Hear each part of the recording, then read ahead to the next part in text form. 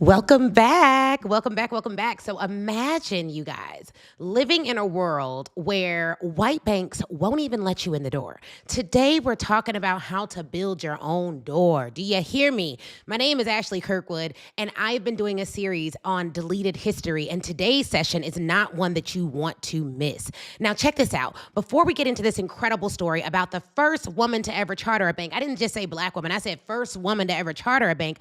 I want you to know the big announcement. We have launched the wait list for Black Women Sell Live. And can I give you a hint about the speakers that we can expect? Can I just give you a hint? The woman we're learning about today will be represented at the event. Now, I can't make no spoiler alerts or speaker announcements just yet, but if you're wondering, Ashley, what is Black Women Sell Live? Why are you so excited? Why do you have so much energy? Let me just show you the trailer for the event and comment the word wait list while you watch this incredible, incredible production.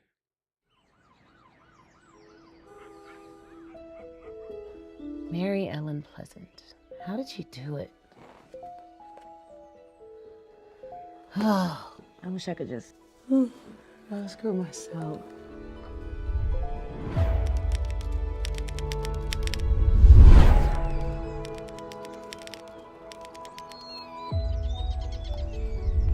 Mary Ellen Pleasant?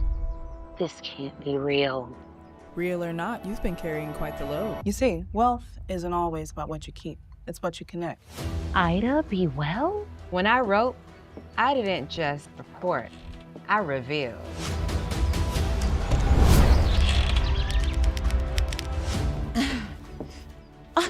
Right on time. So it wasn't luck. It was strategy. We have always been so innovative. You're not starting something new, you're continuing something sacred. I want to teach every Black woman business owner in the world about you. When I started this company, it wasn't just about selling hair care. It was about dignity, independence, community. That's what real marketing does. It doesn't just sell, it lives.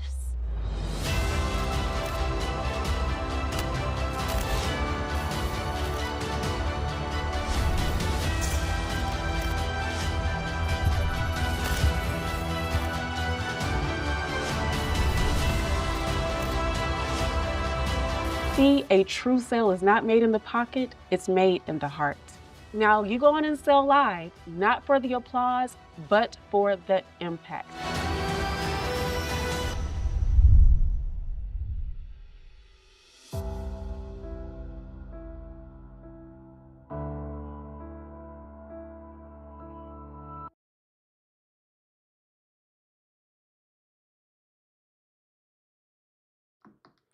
Amazing, amazing, amazing, amazing, you guys. Like, video. Oh my goodness. We are going to have such a time. So today though, let me go back and do a little reintroduction. Today we're talking about Maggie Lena Walker, the first woman to charter a bank. We are going to make sure she's represented at the event. I can't do no spoilers, but if you know me, you know I'm going to over-deliver.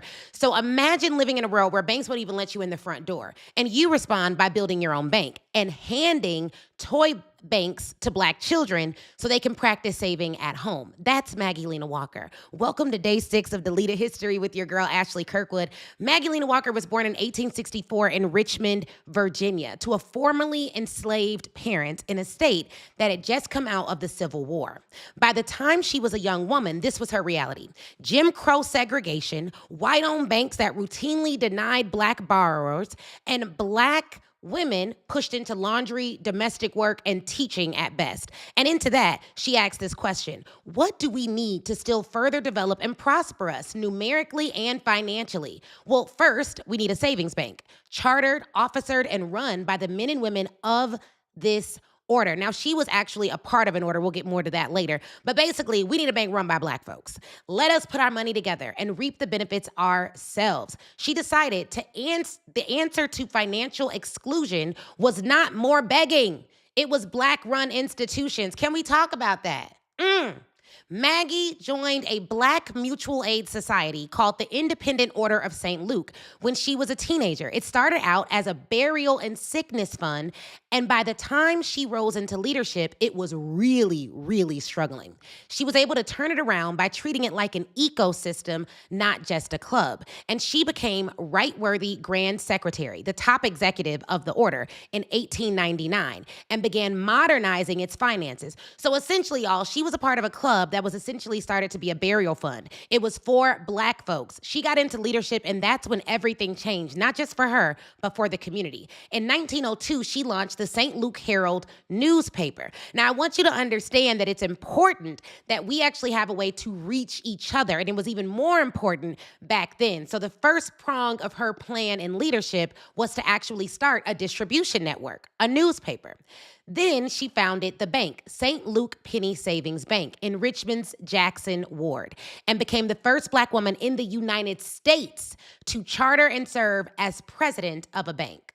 She didn't stop there. As president, she took deposits from domestic workers, porters, barbers, teachers, people white banks ignored. She issued hundreds of mortgages that helped Black families buy homes, directly increasing Black home ownership in Richmond. She was able to grow the bank's reach so that by the 1920s, tens of thousands of members statewide had assets that were able to multiply many times over. And when the Great Depression hit and banks all over the country failed, she did something that we may need to do today: partner up. She orchestrated a merger of St. Luke Penny Savings Bank with two other Black-run banks in 1930, which created a new bank, the Consolidated Bank and Trust. It kept the institution alive so that it became the oldest continuously Black operated bank in the United States in the 21st century.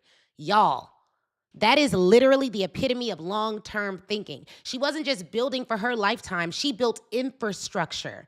And here's one of my favorite parts: her toy bank strategy. Are y'all ready for this? Maggie understood something that we still underestimate. You don't build a wealth culture by yelling, "Invest," at grown-ups. You actually start with the youth. She literally handed toy penny banks to Black children and told them when they dropped the pennies into the little bank at home, once they reached 100 pennies, they could bring it to St. Luke Penny Savings Bank and open a real bank account. She believed this quote: "Make it a rule to save some part of every dollar you have, and the practice will become a habit." That's literally advice that we could still take today. And what's so cool about what she did was that she thought about the youth from the literal outset. She thought about how she could get children involved in her business strategy. And another thing, she did not just have the ability to start a bank, business acumen, and she did it through community. She also leveraged selling from the stage to fill the bank. She was known for filling stadiums with people and encouraging financial accountability and Black wealth empowerment, and that allowed people to actually join her bank. Not to mention that at some point, she lost the ability to walk. And instead of giving up, y'all, this woman built a wheelchair that had a desk attached to it and kept running her business. Nothing could stop her. And until the day she passed on, she was running her empire. I want you to understand that when doors closed on her, she opened doors for others. And that's exactly what we need to do today. So what does her plan look like for you? What business strategies can you take? We're going to go really quickly through this. Number one, you need community. She joined a community, led in that community, volunteered in that community, and then decided from that community there was a gap that she could fill. Number two, she used her voice to explain the mission. If you are going to build something that people don't fully understand or aren't fully bought into, you can't just sell to the person. You first must have to build the person up. So it's good for you to talk about the mindset people need to work with you. It's great for you to actually empower them and to feel better after they hear from you. Sometimes I hear entrepreneurs say, well, I don't know how to talk about that. I just want to get to the meat and potatoes. Well, baby, if they don't even know how to use a fork, you're going to have to start with how do you eat, okay? And so that's something that she did back then that we should still be utilizing today. Your voice opens the world for people. Just by you explaining how something works, everything in their life can change. And if you understand a concept, don't be afraid to take a step back to not just understand that concept, but to understand how your audience is thinking about that concept right now. Here's what I want to show you guys. Every single last one of your customers is on a customer journey. This is them without you. Sad, frustrated. You have a path to actually get them to happiness, to get them to joy, to get them to understand what it is. Y'all, I am not an artist, but that's what's going to get them to happiness. And every single time they hear you talk about a topic that aligns with your expertise, they get a little bit further. But before you can teach them the actual subject matter, you might need to start with the mindset. Because one thing Maggie Lena Walker's story tells us is something that I know and that you know. If people don't understand how to think about your offer, how to think about the problem, they will not make the right solution. Now, there's so much more that I could tell you about this sister. There's so much more that I could tell you about her and how incredible she is and how dynamic she is and how powerful she is. But one of the things that I want to leave you with is this. It does not matter where you start. She started off doing laundry, carrying white folks' laundry on her head at 11. She ended up owning an entire bank by the age of 39. By 60, her bank had today's equivalent of $7 million in assets at a time where she did not see a single woman doing what she did. Maybe you don't see people doing what you've done. Maybe you feel like you're a trailblazer. That's not an excuse to not go at it with all your might. If no one else saw it but you, that means that you have the vision to make it happen. So it's on you to do it. Don't ignore the vision that God gave you. And similarly, y'all, you've seen it. You've seen it. I don't know if I told you all this yesterday, but a lot of people have messaged me like, oh my God, is there a movie coming out because you've studied all these women and what are you going to do with the information? And maybe there is, I don't know. But what I do know is about a year ago, several years ago, I had a dream. And I was praying to God about how I was going to launch this event, what it needed to look like. And I'm a super creative. I don't know if y'all know that, but I'm actually a creative. I'm very tactical, but I'm a creative too. So I was praying about that. I went to sleep and I had a dream of me going to sleep and waking up. And in my dream, the women were advising me about business strategies that I should be bringing to women of today. And that dream literally became the commercial for Black Women Sell Live. I want you to know that you are not just having dreams in your area of expertise for no reason. You aren't just having ideas for no reasons. Literally, think about how supernatural it is that you had a thought that maybe everyone else didn't have. And then think about how absolutely historic it is that you didn't just have a thought, but you put foot to that thought. You brought that thought into the actual earth realm. That's a big deal. That's exactly what happened when we created the Black Women Sell Live commercial. I want to show it to you guys one more time. I want you to really look at it, write down the names of the women, because not only are they historical figures, they are business blueprints. And the moment we learn who we are as Black women, oof, baby. We've been making millions. We've been changing the community. We've been trailblazers. Every other narrative is a distraction and a lie. The core of who you are is great. Check out what happens when you actually put your dream to action.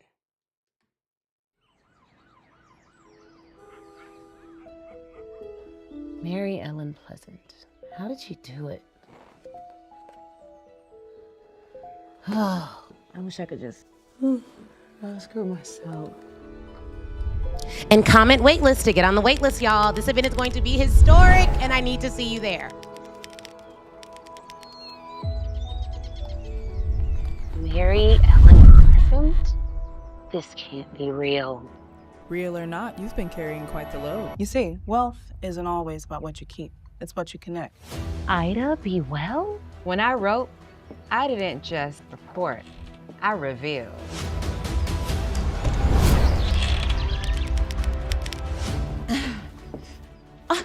Right on time. So it wasn't luck. It was strategy. We have always been so innovative. You're not starting something new, you're continuing something sacred. I want to teach every Black woman business owner in the world about you. When I started this company, it wasn't just about selling hair care. It was about dignity, independence, community. That's what real marketing does. It doesn't just sell, it lives.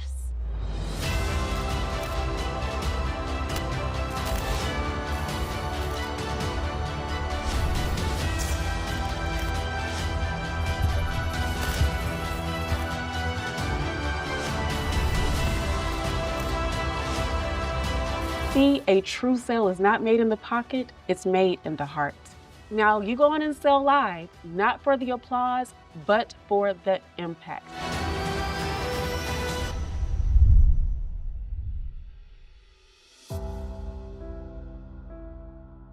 You guys.